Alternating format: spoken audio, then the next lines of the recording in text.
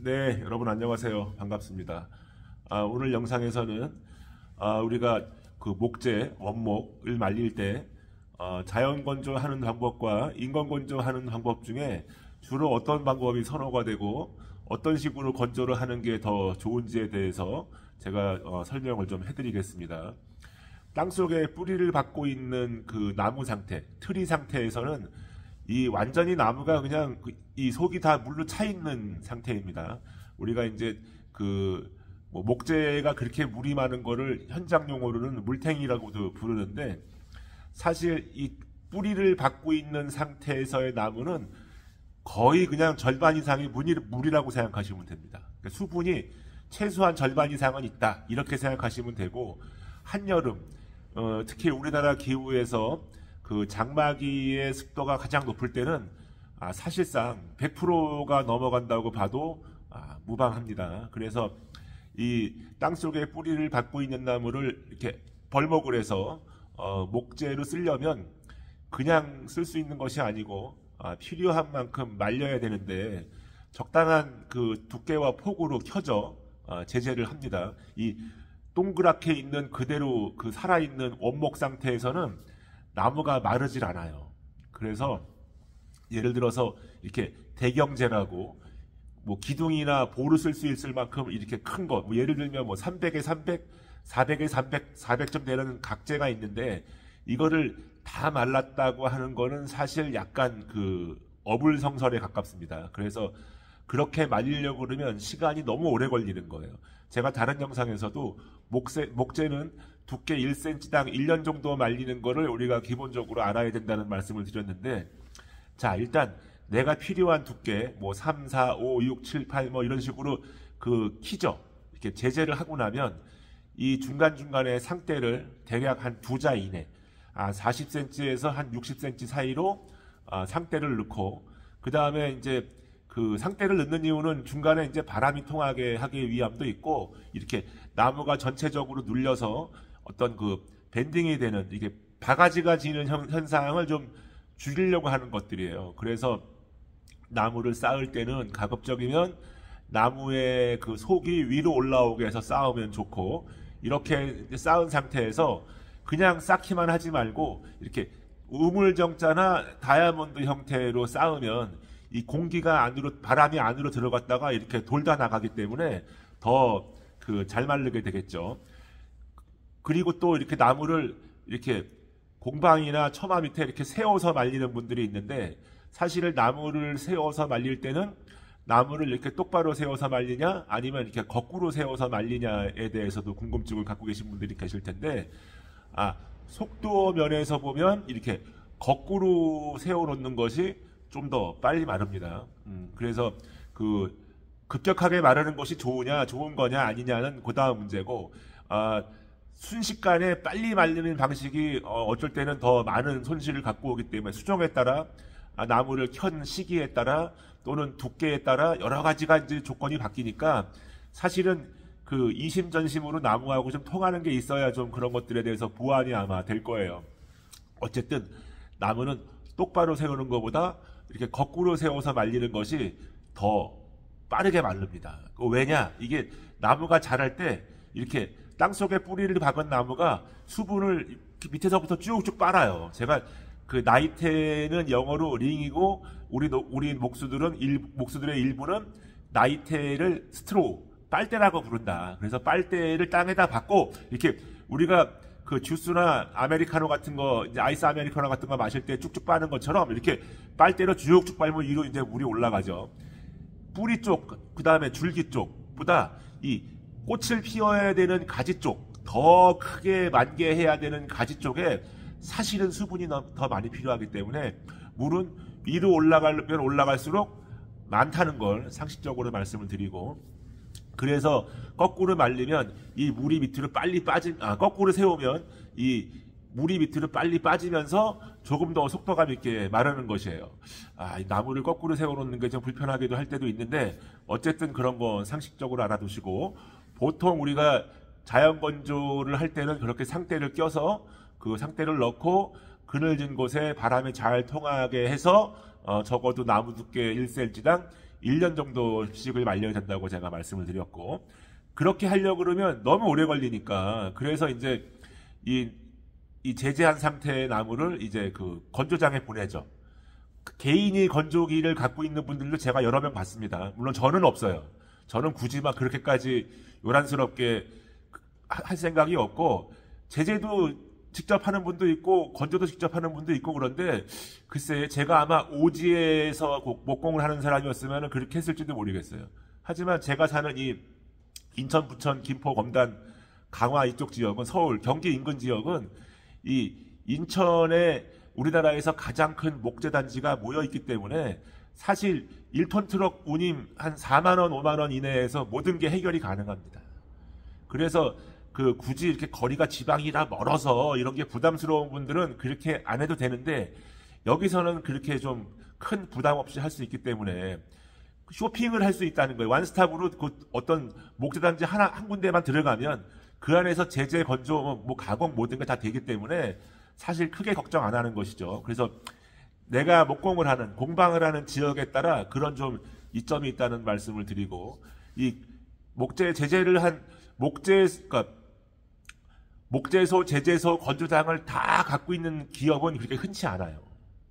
그리고 그렇게 해서 한 기업을 다 이렇게 거래를 하면 좋을 것 같지만, 그런 기업들이, 제가 그 말씀을 다 드리긴 어렵지만 그 단점이 있습니다. 예를 들면 내가 원하는 때 뭐 이렇게 핸들링하기가 어렵다든지, 아니면 가격이 우리가 상식으로 느끼기에 너무 높아서 거래하기가 부담스러운 경우가 많아요. 그래서 제재는 어디가 좀 잘하고 싸고 저렴하고, 건조는 어떻게 하고 이렇게 하죠. 그래서 제가 거래하는 제재소는 대략 한 2군데쯤 되고, 건조장은 여러 군데가 있는데 그 중에 제일 큰 제일 주된 거래처가 사실은 몇 년 전에 문을 닫았죠. 그 재개발로 인해서 문을 닫았고, 그때 받은 아마 적어도 수백억의 보상금을 가지고 다른 곳에 가서 또 다시 이제 건조장을 할 수 있었는데, 사장님도 이제는 연세가 이제 적지 않으시고, 그리고 굳이 물려받을 사람이 없는데 그 환경에 대한 그렇게 복잡한 제재를 받아가면서 머리 아프게 다시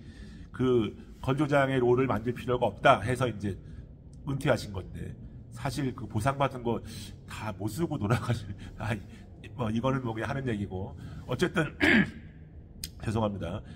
건조장으로 나무를 보내면 빠르면 한 2주, 늦어도 한 달 안에는 모든 건조가 다 끝납니다. 물론 열흘 안에 되는 경우도 있는데 그거는 두께가 좀 얇은 것들이고, 어지간하면 그냥 한 2주 정도 생각을 하시면 될 것 같아요. 이렇게 슬랩이나 떡판 이런 것들, 이런 것들은 이제 한 달에서 한 2달 정도까지도 이렇게 말리기도 합니다. 그래서 제재비는, 참고로 말씀드리면 제재비는 보통 사이당 얼마, 또는 그 제재를 하는 시간당 얼마, 하루당 얼마, 이렇게 이제 계산을 하는 경우가 있어요. 그래서 좀 귀한 나무 한 그루를 가져가면 그런 거 그냥 케이스 바이 케이스로 이렇게 하는 경우도 있는데, 오히려 그런 것들을 더 비싸게 제재를 하기도 하지만, 때로는 더 정말 돈 몇 푼 안 주고도 제재할 수 있는 방법이 있다는 말씀을 드리고, 자, 제재는 그렇게 하루당, 시간당, 또는 나무 양, 사이당으로 이제 이렇게 환산되기도 하고, 건조비는 대부분 사이로 계산을 합니다.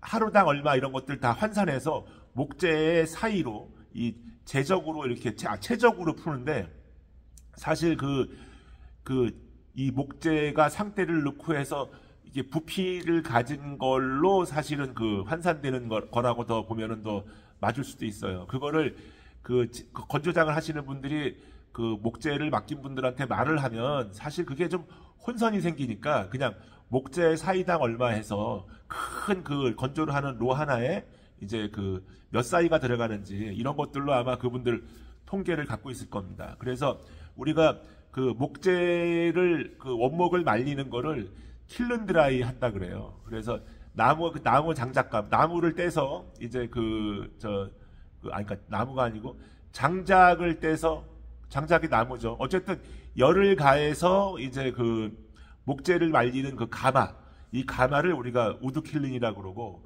나무를 이제 말리는 롤을 우드킬른이라고 그러고, 보통 목재를 말리는 거를 우리가 흔히 이제 킬른드라이 한다 그럽니다. 사람 죽이는 킬릉 아니에요. 킬른, 그 가마 이런 뜻입니다. 그래서 그 보편적으로 가장 많이 쓰고 저렴하게 할 수 있는 방법은 그 킬른드라이고, 그 다음에 나무를 까맣게 태워서 건조하는 그 탄화나 고주파나 이런 것들이 시간은 적게 들지만 비용이 굉장히 높고, 나무가 우리가 원하는 것들이 원하지 않는 색상으로 변화한다든지 그런 차이가 좀 있어요. 그래서 특별한 경우를 제외하고는 탄화나 고주파의 방식은 잘 사용하지 않고 그냥 이렇게 그 킬른드라이 하는 방법을 우리가 이제 보편적으로 쓰고 있다. 그래서 그 킬른드라이 할 때의 그 비용은 대부분 나무의 최적 그 사이로 이제 환산을 합니다. 그래서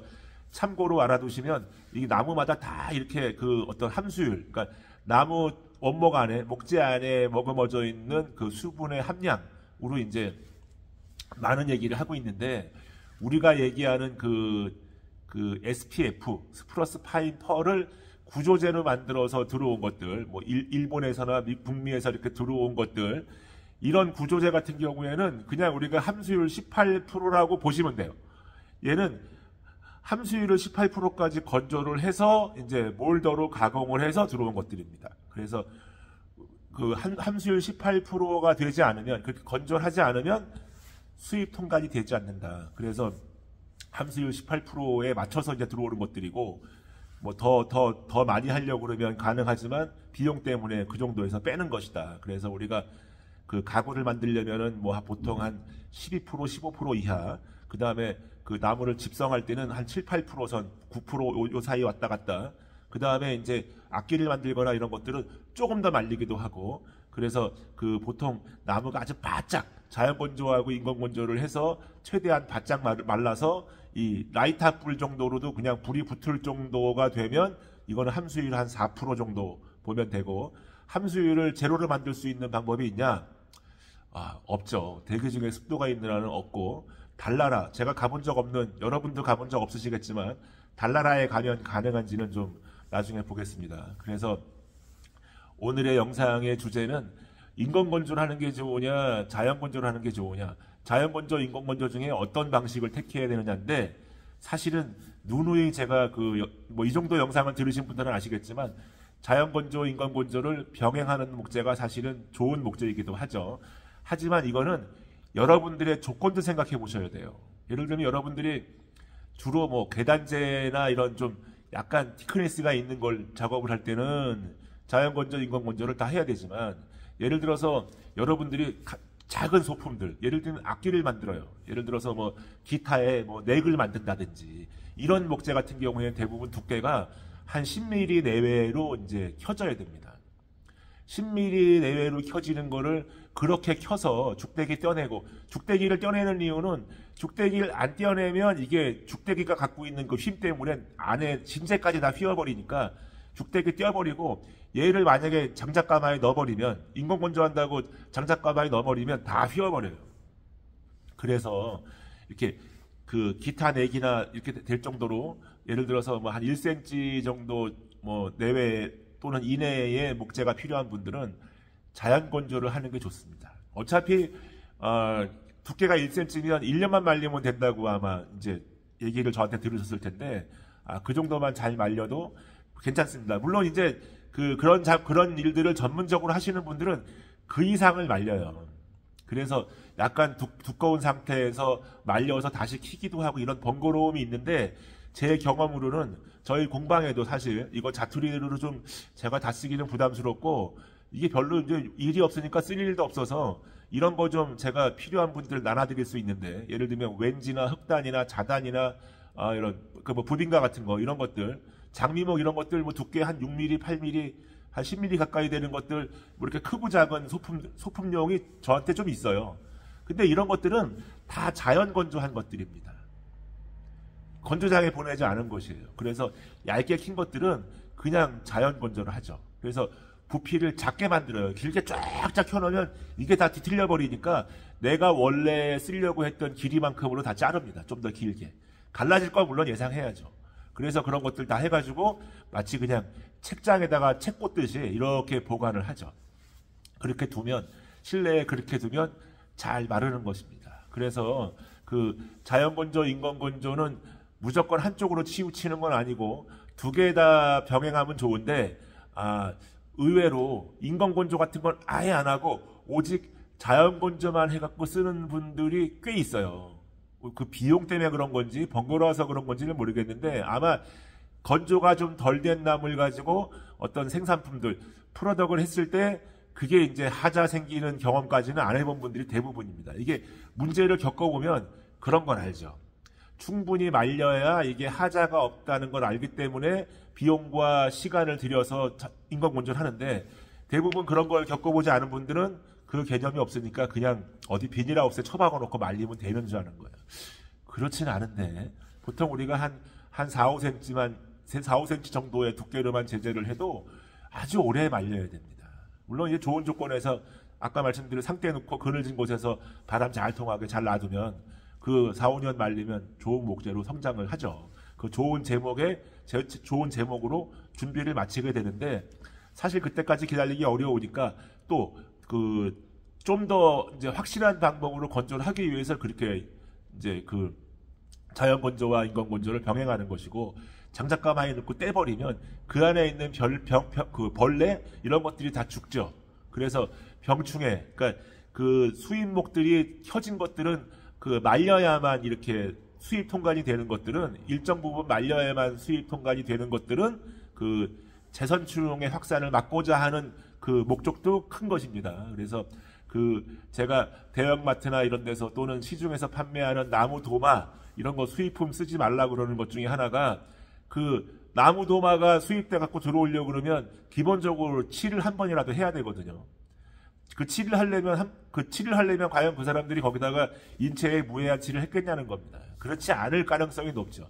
그래서 그 가급적이면 인체에 해로운 걸 쓰고 싶지 않은 분들은 가급적이면 여기서 그냥 가공한 그 도마를 쓰는 게 좋겠다 이런 말씀을 좀 드리고 사실 우리가 그 가구를 만드냐 계단재로 쓰느냐 악기를 만드냐에 따라서 이것도 이제 건조하는 방법이나 시간이나 함수율이 다 바뀌는 거고 주로 이제 뭐 건축을 할 때처럼 부재가 좀 굵어지고 길어지고 커지냐 이런 거에 따라 다 바뀐다. 그래서 그 지난 아마 함수율에 대해서 제가 다른 영상을 찍었는데 아마 거기에 보면 그런 어떤 건 얼마큼 말려야 되고 어떤 건 몇 프로까지 말려야 되고 어떻게 이런 설명들을 아마 해놨을 거예요. 그래서 오늘 영상에서는 그 내용을 다시 이제 말씀드리는 거는 좀 그렇고 어쨌든 자연 건조하는 방법과 인건 건조하는 거를 다 이렇게 병행하는 게 가장 좋겠는데 여러분들이 주로 하는 작업에 따라서 수종에 따라서 이런 거를 좀 나름대로 좀 생각해보고 좀 방법이 바뀌기도 한다. 그래서 저희 공방에 지금은 많이 쓰고 얼마 안 남았지만 옛날엔 왠지 같은 거 이렇게 두께 한 1cm의 폭 한 3, 400mm의 길이 한 2자 이렇게 제재해 놓은 그 나무는 다 건조장에 가지 않은 것들이에요. 근데 지금도 그게 세월이 다 10몇 년 이상 지나가지고 그걸로 뭐를 만들었을 때 이게 문제가 생겨본 적이 없는 것이에요. 하다 보면은 이렇게 휘돌아 있는 부분이 있어서 갈라지기도 하고 또는 건조하는 그 기간 동안에 자연적으로 이렇게 발생한 금이 있고 빠개지기도 하고 뭐 이런 부분들이 있는데 그거는 자연적으로 발생하는 이제 로스분입니다. 손실분이죠. 어쩔 수 없어요. 이걸 어떻게 내가 원하는 만큼 다 쓸 수 있으면 좋은데 글쎄 이건 하나님이 그렇게 놔두시지는 않는 것 같습니다. 그래서 그런 거를 골라내는 것들이 결국은 우리 눈이 커지는 것이고 그 시간이 결국은 우리를 쉬게 하는 시간일 수 있다. 저는 이제 그렇게 받아들입니다. 그래서 자연건조와 오늘 영상에서는 자연건조와 인건건조가 어떤 방법이 더 좋은 거냐. 사실은 두고두고 끝까지 말릴 수 있으면 자연건조가 사실은 더 좋긴 합니다. 나무에 충격을 덜 주기 때문에. 그리고 여러분들이 아마 나무를 이렇게 재단기 같은 거에다가 키다 보면 이렇게 나무가 이렇게 오그라들면서 톱을 물기도 하고 그때 발생하는 게 이제 킥백이죠. 또는 이게 밖으로 이렇게 벌어지기도 합니다. 그래서 이렇게 지금 제 손을 잘 보십시오. 이 정도 가로 세로 두께, 그러니까 두께와 폭을 가진 목재를 반으로 켜서 위로도 쓰고 아래도, 그러니까 두 개로 나눠갖고 쓰려고 그랬다가 다 못 쓰게 되는 경우가 어떤 경우냐면 이런 경우예요. 그 바가지가 지는 거죠. 이게 나무가 이렇게 덩어리를 이는 상태에서는 멀쩡해 보이는데 가운데다가 톱을 쫙 집어넣으면 얘가 양쪽 둘 다 그냥 이렇게 뒤틀려 버리는 겁니다. 그게 왜 그러냐? 이게 이 덩어리로 있을 때는 안팎의 수분이 그냥 나름대로 유지가 되고 있었는데 거기다가 분당 한 3,600, 4,000 이상의 RPM으로 돌아가는 톱에다가 팍 집어넣어가지고 갈라버리면 그 톱과 나무의 마찰에 의해서 열이 발생하고 그 공간은 순간 그 진공 상태 가까이 되기 때문에 이 순간적으로 급격하게 수분이 확 움직이면서 나무가 뒤틀려 버리는 거야.